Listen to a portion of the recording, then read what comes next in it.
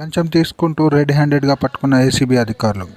Lower tank బండ్లోని Musheerabad తహసీల్దార్ కార్యాలయంలో family member certificate కోసం 25,000 లంచం తీసుకుంటూ స్పెషల్ ఆర్ఐ మహేష్ను రెడ్ హ్యాండెడ్గా పట్టుకున్న ఏసీబీ అధికారులు.